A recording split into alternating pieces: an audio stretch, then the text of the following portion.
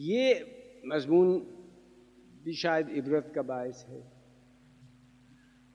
کرشن چندر کا. 10 سال سے، یعنی جس دن سے میری شادی ہوئی ہے، یہی ایک سوال بار بار کسی نہ کسی صورت میں ہمارے سامنے دہرایا جاتا ہے: آپ کے یہاں بچہ کیوں نہیں ہوتا؟ یہ کوئی نہیں پوچھتا کہ آپ کے یہاں روٹی ہے، گھر ہے، روزگار ہے، خوشی ہے، عقل ہے. سب یہی پوچھتے ہیں کہ آپ کے یہاں بچہ ہے. گویا بچہ ان تمام ضروریات زندگی کا نعم البدل مان لیا گیا ہے. ہم دونوں کو اس سوال سے انتہائی کوفت ہوتی ہے، مگر کیا کریں، سماجی سکون کی خاطر طرح طرح سے یہ سوال ٹالنا پڑتا ہے. میرے ایک دوست ہیں، ماشاء اللہ 7 عدد بچوں کے باپ ہیں اور 8ویں کی فکر میں ہیں. ان کے بچے اکثر بیمار رہتے ہیں. آج ایک کو کالی کھانسی ہے، تو دوسرے کو بخار ہے، تیسرے کو چیچک نکل آئی ہے، تو چوتھے نے سڑک پر گر کر اپنا سر پھوڑ لیا ہے، 5ویں کی آنکھیں دکھتی ہیں، تو چھٹا اس بات پر ادھار کھائے بیٹھا ہے کہ کب کسی مہمان کی گود میں بیٹھے اور پیشاب کرے. مگر اس روشن اولاد کے باپ کو صرف ایک ہی غم کھائے جا رہا ہے. اٹھتے بیٹھتے مجھ سے سوال کرتے ہیں: آپ کے یہاں بچہ کیوں نہیں ہوتا؟ میں اس سوال کے جواب میں اکثر اپنی ڈبڈبائی آنکھیں آسمان کی طرف اٹھا کر نہایت مسکین لہجے میں جواب دیتا ہوں: کیا بتاؤں کیوں نہیں ہوتا؟ گو اس حادثے کی ذمہ داری مجھ پر نہیں، خدا پر عائد ہوتی ہے. مگر میرے دوست کی تسلی اس جواب سے نہیں ہوتی. آگے جھک کر بڑے رازدارانہ لہجے میں فرماتے ہیں: کسی ڈاکٹر کی مدد لیجیے. میں کہتا ہوں: کیسے لے سکتا ہوں؟ جس ڈاکٹر کے یہاں ہم لوگوں کا علاج ہوتا ہے اس کے یہاں خود کوئی بچہ نہیں ہے. وہ فوراً گھبرا کر کہتے ہیں: آپ سمجھے نہیں، میرا مطلب ہے کسی ڈاکٹر کو دکھائیے، ممکن ہے آپ کے اندر کوئی نقص. میں بات کاٹ کر کہتا ہوں: دکھایا ہے، کوئی نقص نہیں ہے. میرے دوست بڑی حیرت سے کہتے ہیں: پھر بھی بچہ نہیں ہوتا؟ حیرت کی بات ہے صاحب. یہ کہہ کر غور اور انتہائی شبہ سے مجھے دیکھنے لگتے ہیں، جیسے میں جھوٹ بول رہا ہوں اور کسی خوفناک بلکہ شرمناک مرض کا شکار ہوں. ایک دوست ہیں ہمارے، انہیں یہ تو شبہ نہیں کہ ہم دونوں میاں بیوی میں خدا نخواستہ کوئی نقص ہے، مگر وہ یہ ضرور سمجھتے ہیں کہ ہم لوگ دیدہ و دانستہ بچہ پیدا نہیں کرتے. جب بھی ہمارے یہاں آتے ہیں، بچوں کے فوائد پر مختلف زاویوں سے روشنی ڈالتے ہیں. البتہ تقریر کرتے وقت انداز ان کا سیاستدان کا سا نہیں ہوتا ہے، بلکہ ایسے کاروباری کا سا جیسے ہمارے یہاں بچہ پیدا ہونے پر انہیں فوراً کمیشن ملے گا. میں ان سے بہت الجھتا ہوں، کیونکہ مجھے خامخواہ شبہ ہو جاتا ہے کہ بچہ میں پیدا کروں گا، فائدہ انہیں ہوگا. جی یہی چاہتا ہے کہ محض انہیں زک دینے کے لیے زندگی بھر کوئی بچہ پیدا نہ کیا جائے. اکثر فرماتے ہیں کہ اگر آپ کے گھر کوئی بچہ ہوتا تو ضرور اس کی شادی میں اپنی منی سے کرتا. ان کی منی انتہائی بدصورت، بد مزاج، محلے کے سب بچوں سے لڑتی ہے. اس کے سر پر بال اس قدر کم ہیں کہ بڑے ہونے پر انشاءاللہ واقعی گنجی ثابت ہوگی. مگر یہ حضرت ہیں کہ میرے گھر میں اسی چاند سی بہو کا اضافہ کرنے پر تلے ہوئے ہیں. یہ اکثر کہا گیا ہے کہ بچے قوم کی دولت ہیں.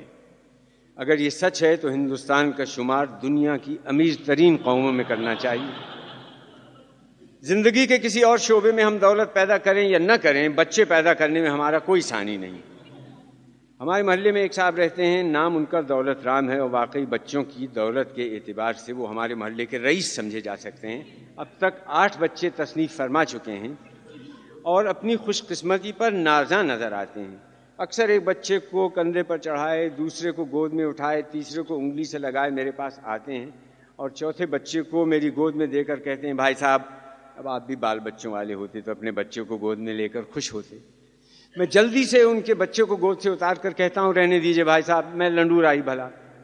اس پر ان کا بچہ میری گود سے اترنے سے انکار کر دیتا ہے اور اپنی نازک سی انگلی ناک سے نکال کر میرے منہ میں ٹھونستے ہوئے کہتا ہے: آہا میرا چاچا لندولا، میرا چاچا لندول.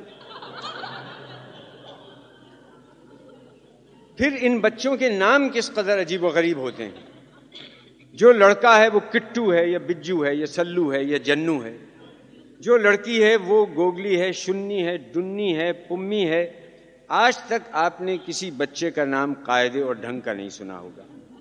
اس بات سے جہاں والدین کے ذہن کی غربت پر روشنی پڑتی ہے، وہاں ان بچوں کے مستقبل کا بھی کچھ اندازہ ہوتا ہے.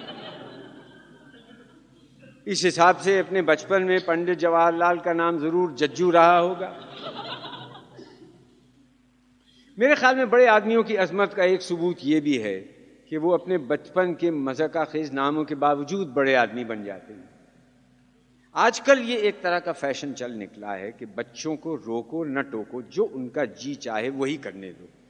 سنا ہے اس سے بچوں کی بہت سی نفسیاتی الجھنیں دور ہو جاتی ہیں، یعنی وہ الجھنیں جو بڑے ہونے پر انہیں لاحق ہو سکتی تھیں۔ یہ بھی سنا ہے کہ ایسی نفسیاتی ایجاد کا سہرا فرائیڈ کے سہرے، اور جس سے بڑا الجھنوں کا بانی اور گورکھ دھندے باز اس دنیا میں آج تک پیدا نہیں ہوا۔ میرے عزیز دوست دولت رام فرائیڈ کے اس مقولے پر بڑی پابندی سے عمل کرتے ہیں، نہ صرف عمل کرتے ہیں بلکہ بچوں کو بے راہ روی پر اکساتے ہیں۔ ایک دفعہ کا ذکر ہے کہ یہ حضرت اپنی بیوی اور 6 بچوں کے ساتھ ہمارے گھر میں اس وقت وارد ہوئے جب ہم میاں بیوی نہا دھو کر اجلے کپڑے پہن کر سنیما جانے کی تیاری کر رہے تھے۔ ہمارے سماج کا ایک قاعدہ یہ بھی ہے کہ آپ کتنے ضروری کام یا ضروری تفریح کے لیے جا رہے ہوں، گھر میں اگر مہمان آ جائے تو آپ کہیں نہیں جا سکتے، مہمان سے کچھ کہہ نہیں سکتے، گھنٹوں بات چیت کرنی ہوگی اور باتوں کے دوران بات بلا وجہ ہنسنا پڑے گا۔ چنانچہ دولت رام نے آتے ہی میری پیٹھ پر ایک زور کا دھپ دیا اور میری کمر میں ہاتھ ڈال کر بڑی بے تکلفی سے میری ہڈی پسلی ایک کرتے ہوئے مجھ سے لپٹ گئے، اور بچوں نے غالیچے پر کھڑے ہو کر چاروں طرف کمرے کا جائزہ اس طرح لینا شروع کر دیا جیسے کسی کمرے میں نہیں کسی جنگل میں آ نکلے۔ اس کے بعد 2 بچوں نے ٹارزن کی طرح ایک خوفناک چیخ اپنے حلق سے نکالی اور ریڈیوگرام کی طرف لپکے۔ میرا دل دھک سے رہ گیا، مگر بچوں کو کسی کے دل کے دورے سے کیا غرض؟ چنانچہ ایک بچے نے پڑھ کے ریکارڈ بجانے شروع کر دیے، دوسرے نے ریڈیو کی سوئی گھمانی شروع کر دی، تیسرا بچہ کتابوں کی الماری پر چڑھ گیا اور گلدان کے پھول لالچی نگاہوں سے دیکھنے لگا، پھر اسٹول اٹھا کر کارنس پیس پر چڑھنے کی کوشش کرنے لگا۔ میرا دل اچھل کر حلق میں آ گیا۔ دولت رام نے ایک قہقہ لگاتے ہوئے میری پیٹھ پر دوسرا دھپ مارا اور کہا، کیا حال ہے؟ میں نے کانپ کر مری ہوئی آواز میں کہا، اچھا ہوں۔ اتنے میں زور کا ایک تڑاخا ہوا، میں نے گھبرا کر دیکھا کہ چوتھے بچے نے گلدان سے پھول گھسیٹنے کی کوشش میں گلدان ہی گھسیٹ لیا تھا اور گلدان اب فرش پر گر کر 101 ٹکڑوں میں بکھرا پڑا تھا۔ یہی وہ گلدان ہے جو آپ شارجہ سے لائے تھے؟ مسز دولت رام نے مجھ سے پوچھا۔ میں نے خوش ہو کر کہا، جی نہیں، وہ تو پچھلے ہی ہفتے ٹوٹ چکا تھا جب آپ اپنے سب سے چھوٹے بچے کی سالگرہ کی دعوت کے سلسلے میں تشریف لائی تھی۔ ارے وہ دوسرا گلدان تھا، مسز دولت رام نے تصحیح کرتے ہوئے کہا، جسے ہمارے ٹنکو نے توڑا تھا۔ پھر وہ میری بیوی کی طرف مخاطب ہو کر بولی، یہ بڑے بھلکڑ ہو گئے ہیں، انہیں کچھ یاد ہی نہیں رہتا کون گلدان کب ٹوٹا تھا۔ میری بیوی جواب میں کچھ خوفزدہ سی ہو کر منمنائی۔ اتنے میں ریڈیوگرام سے ایک بھیانک سی چیخ بلند ہوئی۔ میں نے دیکھا کہ دونوں لڑکے آپس میں لڑ رہے ہیں اور ریڈیو کے دونوں بٹن ریڈیو سے نکل کر ان کے ہاتھوں میں آ چکے ہیں۔ بڑے لڑکے نے چھوٹے لڑکے کے گھونسا مار دیا۔ شاباش، دولت رام خوشی سے چلایا۔ ریڈیوگرام کے کانچ پر پڑا گھونسا اور اس کے ٹکڑے ٹکڑے ہو گئے اور لڑکا سہم کر ریڈیوگرام سے الگ کھڑا ہو کر منہ بسورنے لگا۔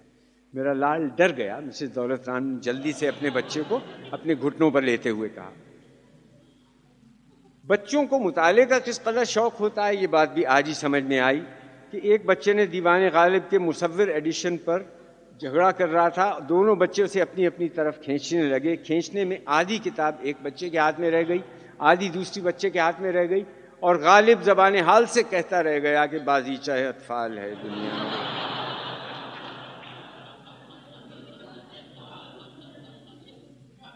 پانچواں اور چھٹا بچہ دونوں بڑے ہوشیار تھے۔ انہوں نے ڈرائنگ روم چھوڑ دیا تھا اور درراتے ہوئے کھانے کے کمرے میں گھس گئے تھے۔ وہاں سے سنگترے اور سیب اور تربوز کی قاشیں اٹھا لائے تھے، کچھ کھا رہے تھے، کچھ مار رہے تھے۔ ایک سیب میرے ماتھے سے جا لگا اور وہاں سے اچھل کر دیوار پر لگنے والا تھا کہ دولت رام نے قہقہ مار کر بیچ ہی میں سے کیچ کر لیا اور میری طرف فاتحانہ انداز سے دیکھ کر بولے، اب تو عادت چھوٹ گئی لیکن بچپن میں کرکٹ کا بہت عمدہ کھلاڑی تھا۔ اس پر میں کچھ کہنے والا تھا کہ میں نے اپنی بیوی کا رنگ متغیر ہوتے دیکھا اور پھر دیکھا کہ چھٹے بچے کی نگاہیں میری بیوی کی نئی جوگیا ساڑی پر ہیں۔ بالکل نئی اور خوبصورت ساڑی تھی جو جگہ جگہ زردوزی کے کام سے جھلمل کر رہی تھی۔ غریب بچے کا دل اس ساڑی کو دیکھ کر مچل گیا۔ اس نے اپنے دونوں ہاتھ جو تربوز کی قاشوں میں گھنگولے ہوئے تھے اوپر اٹھائے اور اپنی بہتی ہوئی ناک تربوز کی قاش پر صاف کرتے ہوئے جھجکتے آگے بڑھا۔ نہ میری بیوی خوف سے چلائی. مسز دولت رام قہقہا مار کر تالی بجا کر بولی میرا منن آنٹی کو پکڑے گا, آنٹی کو ضرور پکڑے گا. ماں کی شہ پر منن میاں ذرا دلیری سے آگے بڑھے. میری بیوی گھبرا کر اپنی جگہ سے اٹھ کھڑی ہوئی. اب سب بچوں نے خوش ہو کر تالی بجائی اور سب اپنے اپنے کھیل چھوڑ کر اس نئے کھیل کی طرف متوجہ ہو گئے. جوں جوں میری بیوی اپنی نئی ساڑی بچانے کے لیے پیچھے ہٹتی جاتی تھی, منن میاں آگے آتے جاتے تھے. آخر ایک زور کا جھپٹا مار کر منن نے اپنے دونوں ہاتھوں سے میری بیوی کی ساڑی پکڑ لی اور اپنا منہ اس میں چھپا لیا. میری بیوی چیخ مار کر بے ہوش ہو گئی. تھوڑی دیر کے بعد جب اسے ہوش آیا تو اس نے مجھے اپنے آپ پر جھکا ہوا پایا. کمرے میں کوئی چیز صحیح و سلامت نہیں تھی. اس نے زور سے میرا ہاتھ پکڑ لیا اور ادھر ادھر دیکھتے ہوئے گلوگیر لیکن مضبوط اور پختہ ارادے والے لہجے میں کہا, مجھے بچہ چاہیے, ضرور چاہیے, بچہ ہوگا, ضرور ہوگا. اس واقعے کے ٹھیک 9 ماہ بعد ہمارے گھر میں بچہ پیدا ہوا جسے ہم محض اس امید میں پال رہے ہیں کہ وہ بڑا ہو کر ہمارے ہمسایوں کا سامان توڑے گا.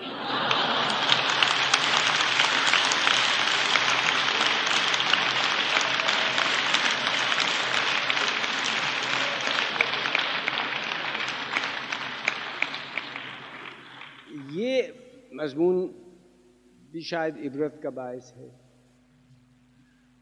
کرشن چندر کا.